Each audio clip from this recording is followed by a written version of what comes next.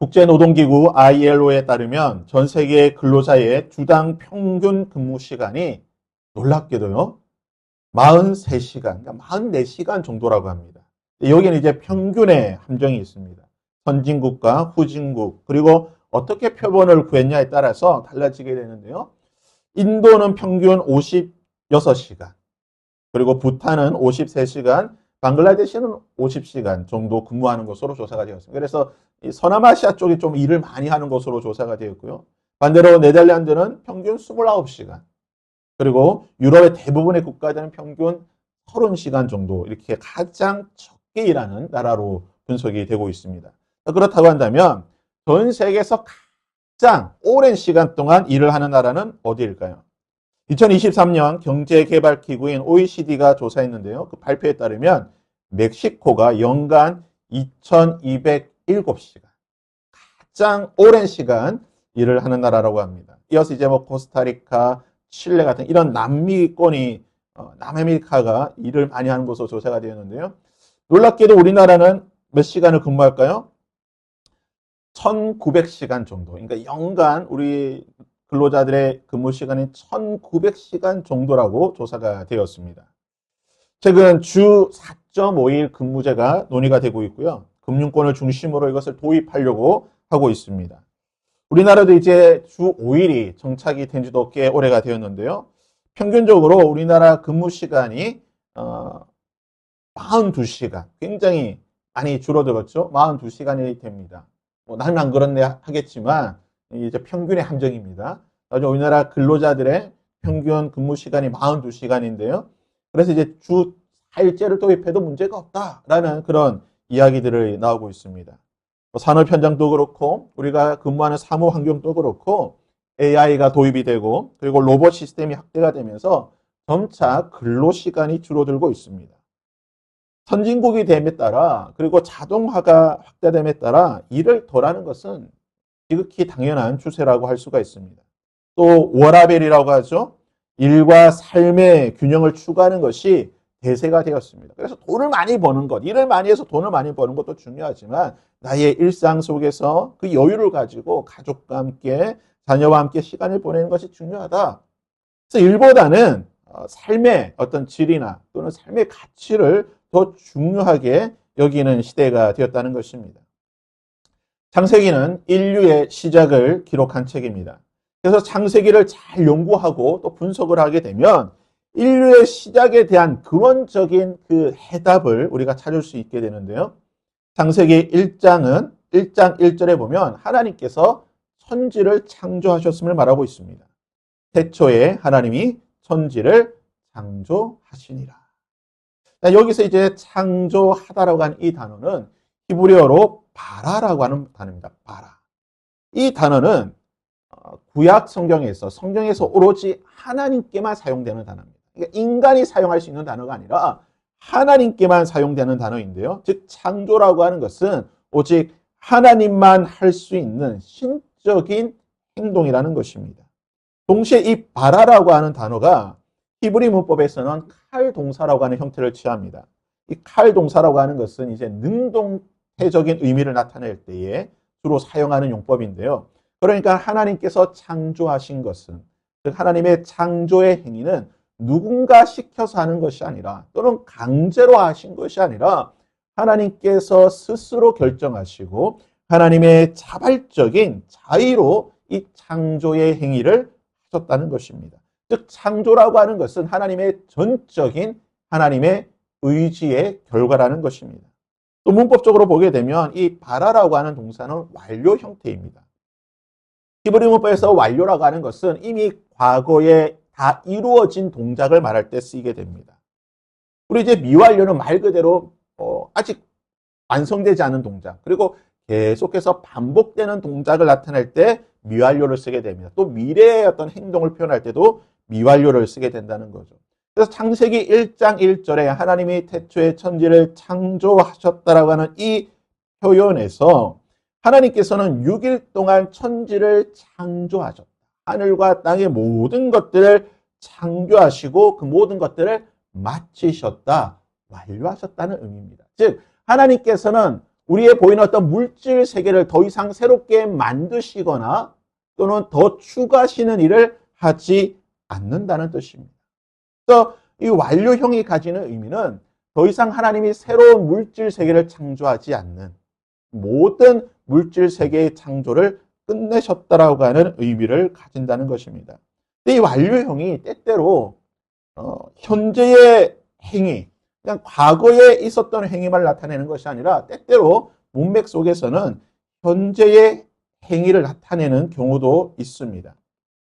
하나님께서 천지를 6일 동안 창조하셨다, 완료하셨다라고 이해를 하게 되면 단순히 이게 완료형으로, 그러니까 과거에 이루어진 행위로만 우리가 창세기 1장 1절을 이해하게 되면 어떤 생각을 하게 되냐? 하나님은 더 이상 일하지 않으시고, 하나님은 더 이상 스스로 무언가를 하지 않으시고 이미 만들어 놓으신 것을 그냥 그대로 두시는 방관자적인 그런 하나님에 대한 이미지를 가질 수 있다는 것입니다. 하나님의 손에서는 일이 있는 것이, 그러니까 모든 것을 다 만들었기 때문에, 모든 창조가 끝났기 때문에 더 이상 하나님은 일하실 필요가 없는, 그냥 가만히 계시는, 모든 것이 어떻게 움직이는가 그것을 그냥 구경만 하시는 그런 하나님으로 자칫 잘못하면 생각할 수 있다는 것입니다. 근데 구약 성경의 여러 본문들, 특별히 우리가 오늘 읽었던 이사야 62장부터 시작해서 63장, 64장 계속해서 여러 본문들을 보시게 되면 하나님께서 태초에 천지를 창조하시는 것으로 모든 것을 끝내셨는가? 즉 하나님은 아무 일도 하지 아니하시고 그냥 손을 놓고 방관자로 계시는가? 아니면 그 천지 창조 이후로 지금까지 그냥 쭉 쉬고 계시는, 안식하고 계시는 하나님이신가? 하늘 보좌에 앉아 계셔서 천지 만물이 어떻게 운행하고 하나님이 예정한 대로 이 모든 것들이 잘 돌아가는지를 그냥 구경만 하고 계시는 분이신가? 구약과 신약의 여러 구절들을 살펴보게 되면 또한 제2위 되신 성자 예수님의 말씀을 살펴보게 되면 하나님은 창조의 행위를 끝났다고 해서 그냥 쉬고 계시는, 모든 행위를 멈추고 계신 하나님이 아니라는 것입니다. 창세기 1장의 이 바라라는 동사를 통해서 하나님은 창조라고 하는 그 행동을 하시는, 일을 하시는 하나님이신 것을 보여준다는 것입니다. 우리가 창세기 1장 1절을 통해서 얻을 수 있는 교훈은 하나님은 일하시는 하나님이라는 겁니다. 하나님은 그냥 쉬고 계시는, 그냥 아무 일도 안 하고 계시는 분이 아니라 하나님은 일하시는 하나님. 그것이 바로 창세기 1장 1절을 통해 볼 수 있는 통찰이라는 것입니다. 얼마 전에 유키즈 온 더 블럭에 보니까요, 이 빌 게이츠, MS 마이크로소프트를 창업한 빌 게이츠가 나와가지고 이 방송하는 것을 봤는데요. 빌 게이츠가 다른 인터뷰에서, 다른 언론과 인터뷰에서 이런 말을 했습니다. 인간은 일을 하기 위해 태어난 존재가 아니다.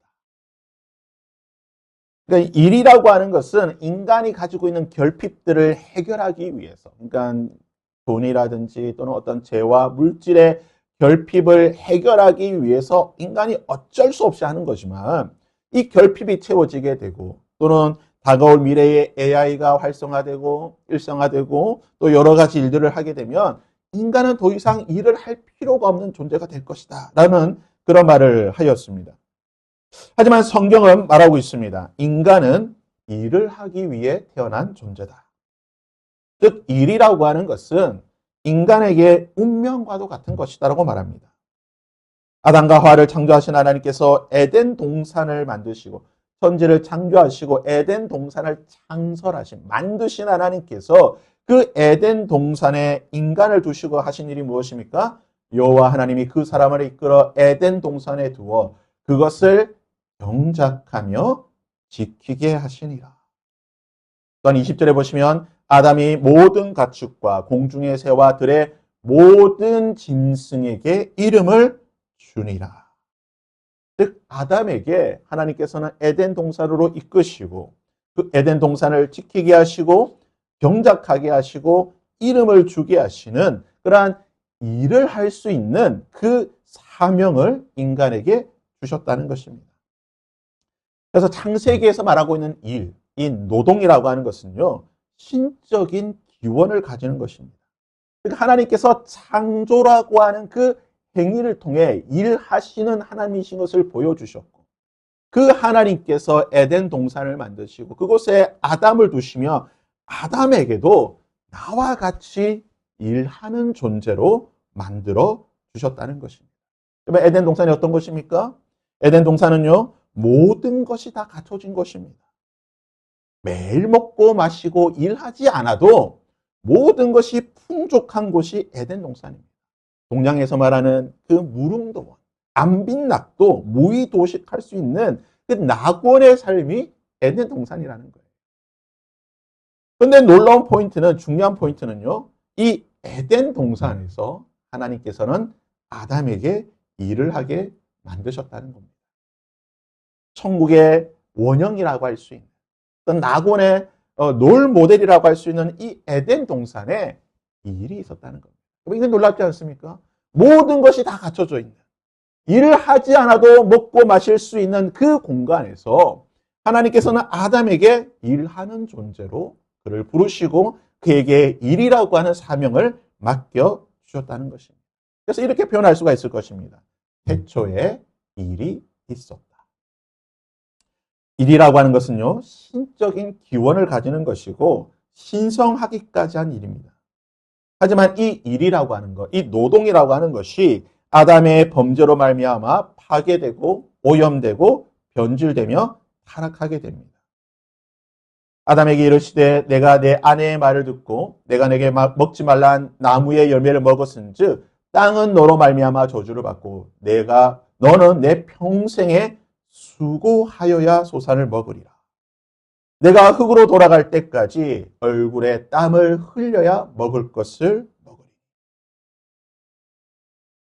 범죄하기 전, 타락하기 전 그 일이라고 하는 것은 아담에게 고통과 괴로움이 아니었습니다. 그 일이라고 하는 것은 아담에게 기쁨이었고 하나님과 함께 할 수 있는 그 무언가, 그 영광스러운 것이었습니다. 그러나 그가 범죄함으로 말미암아 일이라고 하는 것은요, 고통이 되었고 수고가 되었다는 것입니다. 언제까지 아담에게 이 일이라고 하는 것이 수고와 고통이 되었습니까? 히브리어로 보면요, 평생이라고 나와 있는 이 단어를 요미라고 하는 단어를 쓰게 됩니다. 이 요미라고 하는 것은요, 낮 또는 날이라는 뜻입니다. 그러니까 하나님께서 창조하신 저 태양이 떠 있는 동안, 하나님께서 만드신 저 태양이 있는 동안 일이라고 하는 것은 수고와 노동, 고통이 되는 것이고 수고롭게 일해야 된다라고 성경은 말하고 있는 것입니다. 지금까지 우리가 성경에서 일에 대한 성경적인 관점에 대해서 살펴보았습니다. 여기서 중요한 것이 무엇입니까? 일이라고 하는 것은요, 하나님과 사람에게 여전히 현재 진행형이라는 것입니다. 하나님께서 천지를 창조하심으로 그 손에서 일을 놓으신 것이 아니라는 것입니다. 하나님은 여전히 모든 것에서 일하고 계시는 분. 그리고 사람 역시 하나님처럼 일하는 존재로 만들어졌고, 일이라고 하는 것은 비록 변질되어 고통과 수고가 동반되긴 하였지만 여전히 일이라는 것은 우리에게 주신 하나님의 은혜고 하나님의 그 신의 성품에 참여할 수 있는 통로가 된다는 것입니다. 그렇다고 한다면 이러한 일에 대한 기본적인 성경의 관점을 가지고 오늘 본문의 말씀을 한번 살펴보겠습니다. 이사야 62장은요, 하나님께서 태초에 천지를 창조하시고 난 뒤에 과연 어떤 일을 하시는가? 하나님께서 쉬지 아니하시고 하시는 일이 무엇인가? 그리고 그 하나님처럼 우리 역시 쉬지 않고 해야 될 일이 무엇인가에 대해서 말해주고 있습니다. 오늘 62장 1절은 이렇게 말합니다. 나는 시온의 의가 빛같이 예루살렘의 구원이 햇불같이 나타나도록 예루살렘을 위하여 잠잠하지 아니하며 예루살렘을 위하여 쉬지 않을 것인지. 62장 1절에서 하나님은 선포하고 계십니다. 나는 쉬지 않겠다. 나는 여전히 일하고 있다는 겁니다. 6일 동안 천지를 창조하는 것으로 나의 일이 끝난 것이 아니라 나는 쉬지 않고 일을 할 것이다. 하나님께서 일하시는데요. 그 일의 목적이 무엇이라고 말합니까? 예루살렘을 위하여. 내가 예루살렘을 위하여 일할 것이다. 아니, 일하고 있다라고 말하는 것입니다. 그렇다면 하나님께서 예루살렘을 위하여 하시는 일, 쉬지 않고 지금도 하시는 일이 무엇입니까? 65장 17절 18절에 보면 하나님께서 예루살렘을 위하여 지금도 쉬지 않고 하시는 일이 무엇인가를 이렇게 말하고 있습니다. 보라, 내가 새 하늘과 새 땅을 창조하였다. 이전 것은 기억되거나 마음에 생각나지 아니할 것이라 너희는 내가 창조하는 것으로 말미암아 영원히 기뻐하며 즐거워할지니라. 보라, 내가 예루살렘을 즐거운 성으로 창조하며 그 백성을 기쁨으로 삼을 것이다. 창세기 1장과 오늘 62장, 65장의 구조를 한번 비교해 보겠습니다. 태초에 하나님이 천지를 창조하신 하나님, 오늘날 하나님께서 새로운 무언가를 만드시고 일하고 계시는데 무엇을 만드십니까? 새 하늘과 새 땅을 창조하신다는 것입니다. 태초에 천지를 창조하시고 에덴 동산을 만드신 하나님께서 오늘날 새 하늘과 새 땅을 만드시고 그곳에 무엇을 만드십니까? 즐거운 성, 새 예루살렘을 만드신다라고 말하고 있습니다. 여기서 계속해서 나오는 창조하다는 이 단어가 바로 바라입니다. 즉 하나님께서 천지를 창조하신 것처럼 하나님께서 새 하늘과 새 땅을 만드실 것이고 하나님께서 에덴 동산을 만드신 것처럼 하나님만이 새로운 예루살렘, 즐거운 성을 만드신다는 것입니다. 하나님께서 천지를 창조하시고 에덴 동산을 만드시고 아담을 그곳으로 이끄셔서 그곳에서 경작하며 이름을 짓고 일하게 만드신 하나님께서 그렇다면 새 하늘과 새 땅을 창조하시고 새 예루살렘 즐거운 상을 창조하신 하나님께서는 과연 누구를 그곳으로 보내시게 될까요? 오늘 본문 말씀 4절에 보면요 이렇게 기록하고 있습니다. 다시는 너를 버림받은 자라 부르지 아니하며 다시는 내 땅을 황무지라 부르지 아니하고 오직 너를 헵시바라 하며 내 땅을 뷸라라 하리니 이는 여호와께서 너를 기뻐하실 것이며. 하나님께서는요 헵시바, 버림받은 자였으나 황무지처럼 버림받은, 흙처럼 버림받은 그 자를 하나님께서는 헵시바, 기쁨이라고 불릴 수 있는 영광, 즐거움이라고 부를 수 있는 그러한 존재를 만드시고 그를 그 새 예루살렘 성으로 보내게 하실 것이라고 말하고 있는 것입니다. 이 헵시바가 밑에 주석에 보면요 나의 기쁨이 그에게 있다라는 뜻입니다.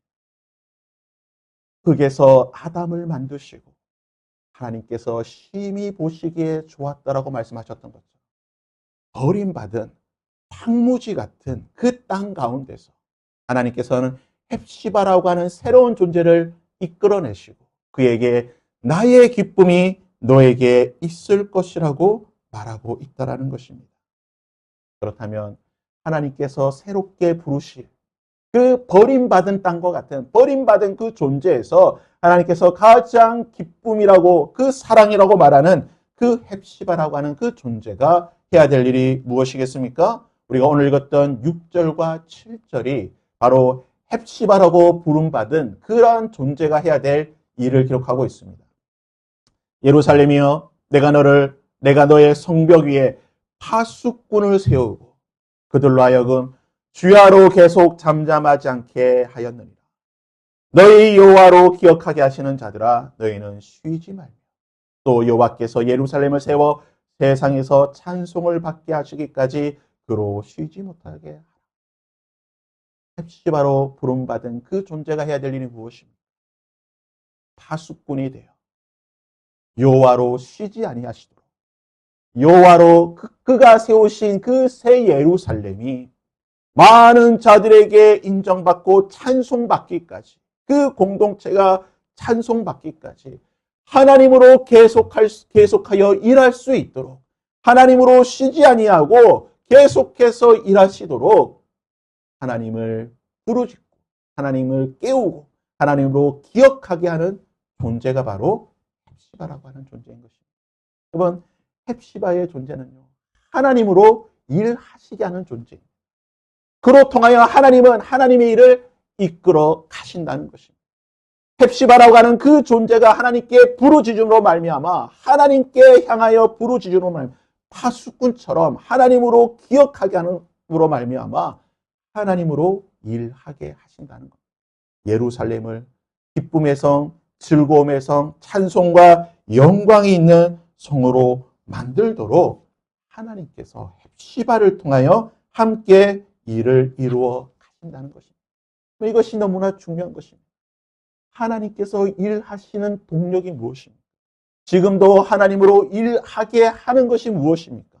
바로 그 헵시바라고 하는 존재가 예루살렘 성벽에 올라 파수꾼처럼 하나님으로 기억나게 하고 하나님으로 일하게 만들기 때문에 하나님께서 지금도 일하고 계시다는 것입니다. 그렇다고 한다면 지금 우리가 구약에서 보았던 이 관점을 신약 성경을 통하여 과연 예수님께서는 어떻게 성취하고 계시는가? 우리가 그 부분을 한번 살펴보도록 하겠습니다. 유대인에게는요, 6일을 일하고 하루를 쉬는 이 하루를 쉬는 안식일이 가장 중요한 것입니다. 유대인의 정체성을 뽑으라고 한다면 두 가지가 있는데요. 그것은 할례와 안식일을 지키는 것입니다. 유대인들은 내가 하나님의 백성이다라고 하는 그 증거로서 할례를 행하고 6일을 일하고 하루를 쉬는 안식일을 지키게 되는데요. 유대인의 3대 명절인 유월절과 오순절과 초막절에 이 유대인들은 예루살렘에 올라가서 이 초막절을 3대 절기를 지켜야 됩니다. 마치 우리가 뭐 설과 추석에 고향을 방문하는 것처럼 유월절, 오순절, 초막절에는 모든 유대인이 예루살렘에 가야 되는데요. 예수님께서도 유대인의 전통에 따라 명절이 되자 성경 보면은 어느 명절인지는 가르쳐 주지는 않지만 명절이 되어 예루살렘에 가시게 됩니다. 예루살렘에는요 8문이 있습니다. 지금 저 빙 둘러있는 성벽처럼 8문이 있는데 그 문 가운데에 양문이라고 하는 문이 있습니다. 양의 문이라고 불리는 문이 있고 그 양의 문 옆에는 베데스다라고 불리는 아주 작은 연못 같은 물 웅덩이가 있습니다. 유대 전승에 따르면 이 연못에 아주 가끔씩 비정기적으로 천사가 내려와서 그 물을 요동치게 만들 때에 그 연못에 가장 먼저 들어가는 사람은 어떤 병이든 낫게 된다라고 하는 그런 전승과 기적들이 있었다라고 합니다. 그곳에 38년 된 병자가 있었습니다. 38년 동안 그곳에 물이 움직이기를 바라보면서 기다리고 있었는데 움직이지 못하니까 먼저 보더라도 그곳에 가지 못하는 거죠. 성경은요 38년 동안 그가 그곳에 있었다라고 말합니다. 버려진 존재로 있었습니다. 38년 동안 그의 부모에게 그의 친구들에게 그는 스스로 생각하길 나는 하나님에게도 버림받았다. 나에게 수많은 기회가 있었지만 이 기회를 놓칠 만큼 나는 하나님에게도 버림받았다고 생각되는 그 존재에게 그가 이렇게 말합니다. 병자가 대답하되 주여 물이 움직일 때에 나를 못에 넣어주는 사람이 없어 내가 가는 동안에 다른 사람이 먼저 내려간다. 여러분 이 고백을 보십니까? 얼마나 애통한 고백입니까? 기회가 있었지만 그 기회를 잡지 못한 버림받은 그러한 고백을 하고 있는 이 병자에게 예수님께서는 다음과 같이 말씀하셨습니다. 38년 된 병자에게 하신 예수님의 말씀입니다. 예수께서 이러시되 일어나 내 자리를 들고 걸어가라. 그 사람이 곧 나와서 자리를 들고 걸어가니라. 이날은 안식일입니다. 38년 동안 버림받은 존재로 어떠한 기쁨이 없던 그에게 예수님께서는 찾아가셨어요. 더 이상 그가 버림받은 자가 아니라 내가 너를 받아주고 내가 너를 영접하고 내가 너의 병을 고쳐줄 뿐만 아니라 내가 너에게는 이제 기쁨을 주겠다라고 말씀하고 계시는 것입니다. 예수님을 통하여 이 38년 된 병자는 헵시바 하나님의 기쁨이 그에게 임하게 되었다는 것입니다. 놀라운 사실은요. 이 일이 언제 일어난 일입니까? 안식일에 일어났다는 거예요. 어떠한 일도 해서는 안 되는 그 안식일. 모든 일을 쉬는 그 안식일에 이 일이 일어났다는 것입니다. 이 일로 말미암아 유대인들이 예수님을 죽이려고 하였습니다. 네가 감히 안식일에 일을 할 수 있느냐? 네가 어떻게 안식일을 범하느냐라고 예수님의 항의하며 죽이려고 할 때에 예수님께서는 아주 놀라운 말씀을 하시는데요. 17절에 이렇게 말씀하십니다. 예수께서 그들에게 이르시되 내 아버지께서 이제까지 일하시니 나도 일한다 하시니 내 아버지께서 지금까지 이 안식일에도 일하고 계신데 나 역시 아버지처럼 일한다는 것입니다. 우리 예수님께서 하신 일이 무엇입니까? 38년 된 병자를 찾아가시고 버림받은 그 존재에게 헵시바가 되게 하여 주시고 그에게 새로움과 회복을 허락하여 주셔서 새 하늘과 새 땅을 그에게 허락해 주시는 이 새로운 창조의 일을 우리 예수님께서 그 병자에게 행하여 주셨다는 것입니다. 그러면서 예수님께서 이렇게 말씀하셨습니다. 아버지께서 아들을 사랑하사 자기가 행하시는 아버지의 그 모든 일을 그 아들에게 보여주시고 또 그보다 더 큰 일을 보이사 아들이 행하게 하셨다는 것입니다. 예수 그리스도는 하나님의 그 모든 일들을 보시고 하나님보다 더 큰 일들을 행하고 계시다라고 말하고 있는 것입니다. 그러기에 이제 모든 것이 명확해졌습니다. 하나님은 천지를 창조하시고 지금도 일하고 계시는 하나님이십니다. 그 일이 무엇입니까? 새로운 하늘과 새로운 땅을 만드시고 기쁨의 성 예루살렘을 만드시고 그곳 가운데 헵시바라고 부르는 버림받았으나 하나님의 기쁨이 될 수 있는 존재를 부르셔서 하나님과 함께 그 예루살렘 성을 만들어가는 존재로 하나님은 그와 함께 일하고 계시다는 것입니다. 이 놀라운 진리를 예수님께서는 이 땅에 33년 동안 계시면서 안식일에 일하심을 통하여 내가 하나님처럼 안식일에 여전히 일하고 있고 나를 통하여 이 더 큰 일이 이루어지고 있음을 보여주고 계시는 것입니다. 나를 통하여 버림받은 그 38년 된 병자가 하나님의 기쁨 헵시바가 되었던 것. 이 놀라운 회복과 구원의 역사가 오늘 지금 나를 통하여 일어나고 있다는 것입니다. 그리고 이 일을 예수 그리스도와 함께 버림받았으나 헵시바라는 존재로 부름받은 그러한 자와 함께 하시기로 예수님은 결정하셨다는 것입니다. 그러기에 우리 예수님께서는 이렇게 말씀하셨습니다. 너희들은 믿음이 있는 너희들은 내가 행하는 이 일보다 더 큰 일을 하게 되리라. 예수 그리스도를 믿는 자들은 예수님께서 행하시는 그 일보다 더 큰 일을 하게 될 것이라고 말씀하셨습니다. 우리 예수님께서 하신 일이 무엇입니까? 내가 진실로 진실로 너희에게 이르노니 내 말을 듣고 또 나 보내신 이를 믿는 자는 영생을 얻었고 심판에 이르지 아니하나니 사망에서 생명으로 옮겼느니라. 사망에서 생명으로 옮긴 이 구원의 역사가 예수 그리스도께서 하시는 일이고 이 일을 우리 또한 하게 될 것이라고 예수님은 말씀하고 계시는 것입니다.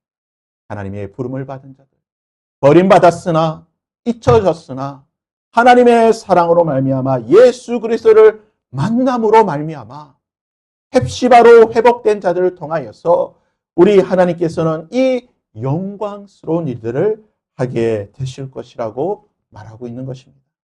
사랑하는 여러분, 오늘 주일 우리는 안식합니다. 쉼을 얻습니다. 그리고 내일부터 우리는 우리의 삶의 터전에서 각자의 일터에서 일을 하게 될 것입니다.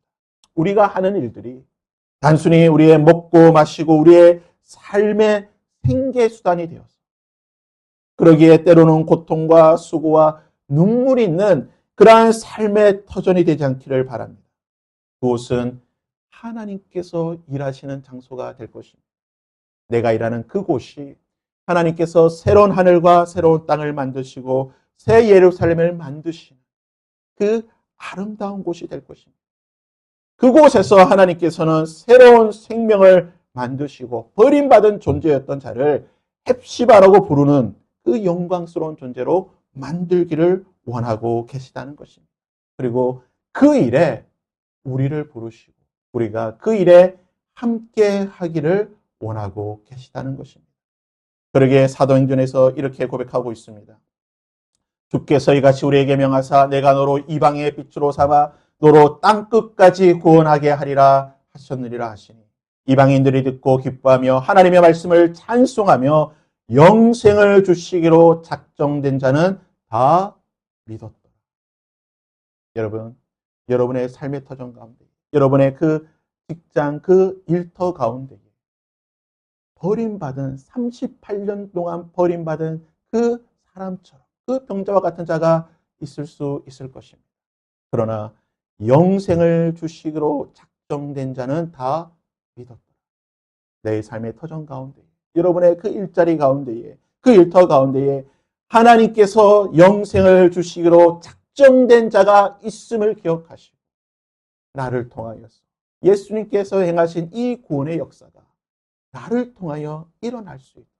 그래서 나의 그 일터가 단순히 나의 생계 수단의 자리가 아니라 하나님의 영광스러운 구원의 역사가 일어날 수 있는 구원의 현장이 될 수 있기를 바랍니다. 단순히 돈을 버는 장소가 아니라 생명을 살리는 장소가 될 수 있기를 바랍니다.